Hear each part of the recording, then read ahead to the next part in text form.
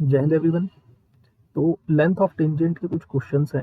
हम इसको करने के बाद एक बहुत छोटा सा टॉपिक है जिस पर मैंने एक बार क्वेश्चन देखा हुआ है डिफेंस में, तो उस पर हम चर्चा कर लेंगे उस टॉपिक पर। बहुत सिंपल सा टॉपिक है। फिलहाल हम लेंथ ऑफ टेंजेंट पर बेस्ड कैसे क्वेश्चंस आपके एग्जाम में बन सकते हैं उस पर हम डिस्कस कर लेते हैं। So what is the length of the tangent? Question is what is the length of the tangent to the circle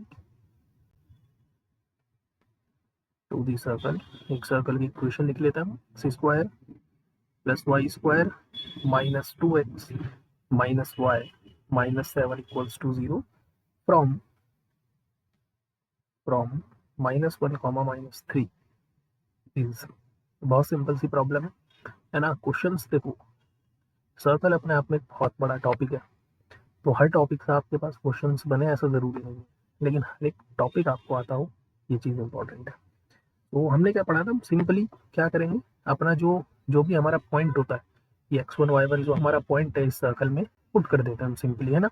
so what is length is s1 equals to, so x1, this point is x1 and this point is y1, so this is -1 square plus -3 square minus 2 times of -1 minus -3 and -7 और इस पूरे का square root means power 1/2।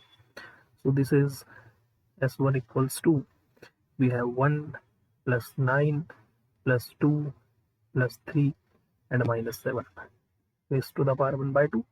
so s1 equals to, this we had 10 15 and 15 minus 7, so we have 8 power 1/2, so s1 is 2 root 2. so this is your length of the tangent, ये हमारी tangent की length आ गई। ठीक है, एक question और करेंगे हम, क्योंकि हर वैरायटी हमें पता होनी चाहिए, है ना। So the length of the tangent to the circle, the length of the tangent to the circle, circle की इक्वेशन कुछ ऐसी है, 2 times of x square plus y square plus x minus y plus 5 equals to 0 and let's say from origin, from 0,0। ठीक, मुझे ये length find out करने की, tangent की लेंथ क्या होगी, तो first of all x square और वाई स्क्वायर के कोएफिशिएंट 1 होने चाहिए। ठीक, तभी तभी हम length of tangent find out करेंगे, क्योंकि हमने जो ऊपर पढ़ा है, लुक, हमने जो लेंथ ऑफ टेंजेंट पढ़ी है उसमें अगर आप ध्यान से देखो तो यहाँ पर एक्स स्क्वायर और वाई स्क्वायर का कोएफिशिएंट 1 है। तो जो अगर हमें जो भी इक्वेशन गिवन होगी सर्कल की, हम उसमें पहले एक्स स्क्वायर और वाई स्क्वायर का कोएफिशिएंट 1 बनाएंगे। तो 1 बनाने के लिए मैं क्या काम करूँगा, इस पूरी इक्वेशन में 2 से डिवाइड कर दूंगा।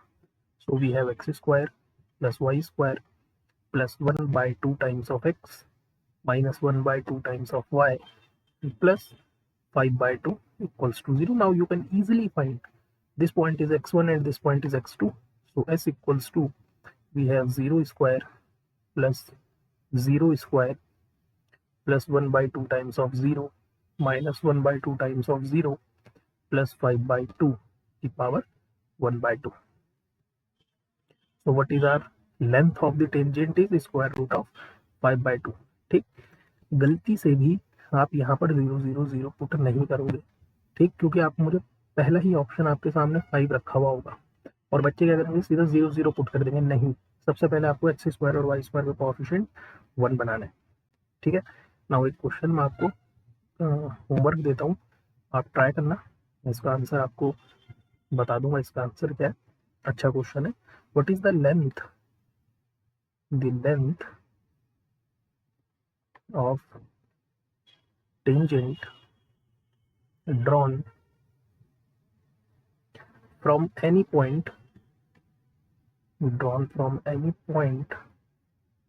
on the circle, सर्कल की इक्वेशन लिख लेते हैं हम, x square plus y square plus 2gx plus 2fy plus c equals to 0 on the circle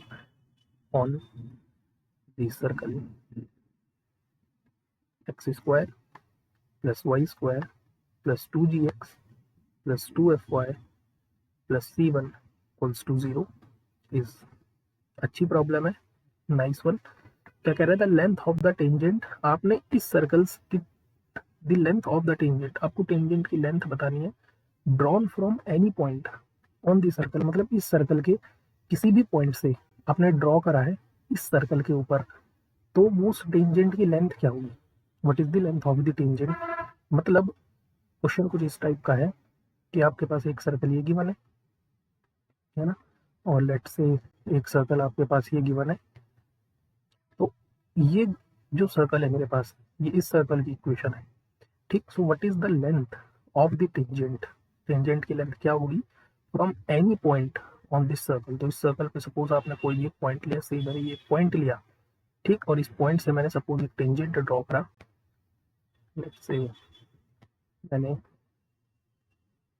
कुछ ऐसा टेंजेंट जाएगा इसका, ठीक, ये कुछ टेंजेंट गया मेरा इस पॉइंट से, ठीक, ऑन दी सर्कल दिस, इस सर्कल पर, मतलब इस पॉइंट से आपने ये टेंजेंट ड्रॉ करा इस सर्कल पर, तो ये जो लेंथ है, व्हाट इज दिस लेंथ, आपको ये लेंथ फाइंड आउट करनी है।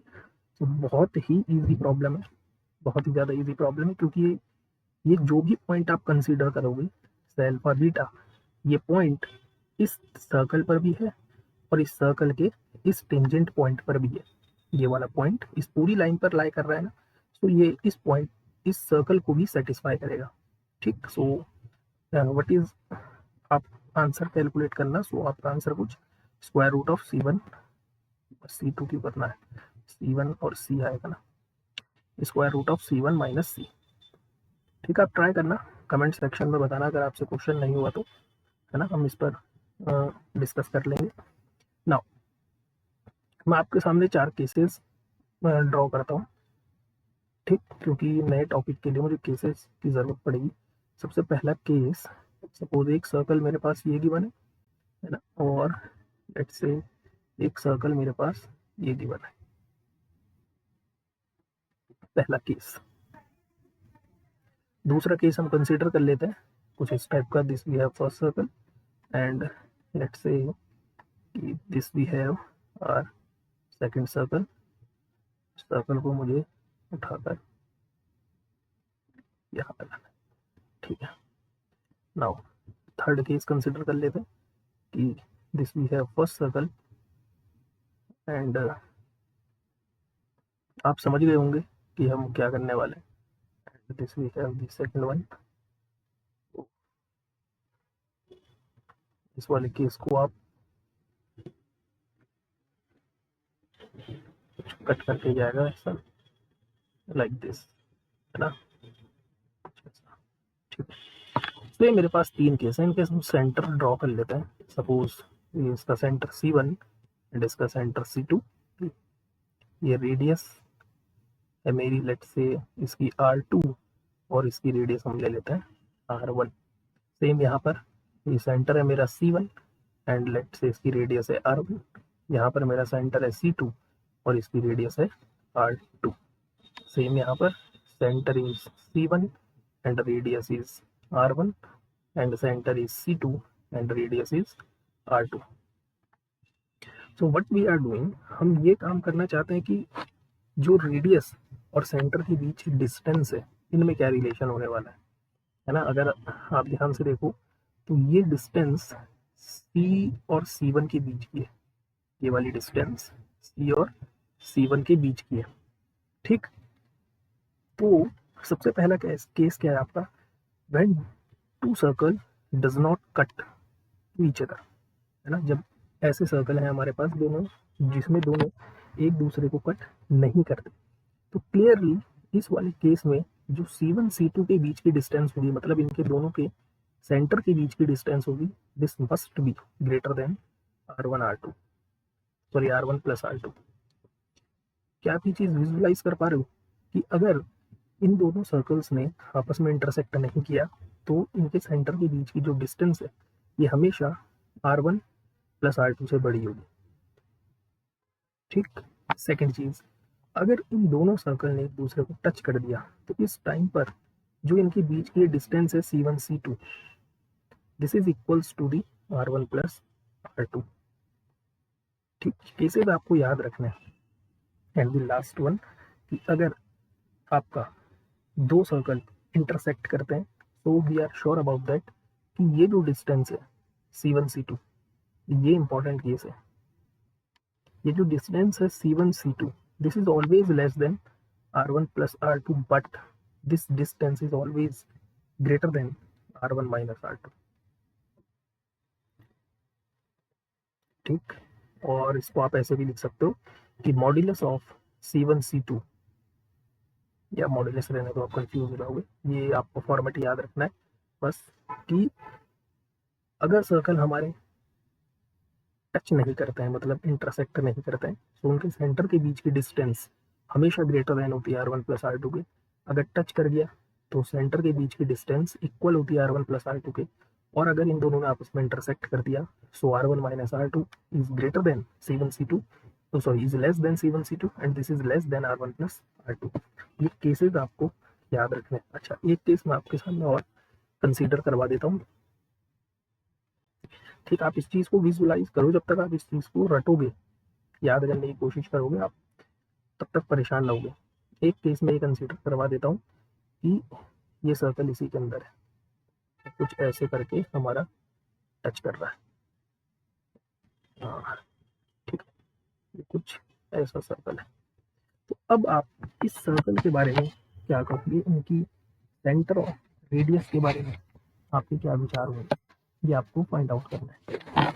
आप कमेंट सेक्शन में इसका आंसर देना कि सपोज इसका सेंटर मेरा C2 है और इसका सेंटर मेरा C1 है, इसकी रेडियस R1 है एंड इसकी रेडियस लेट से R2 है, देन हम क्या कह सकते हैं इसके बारे में।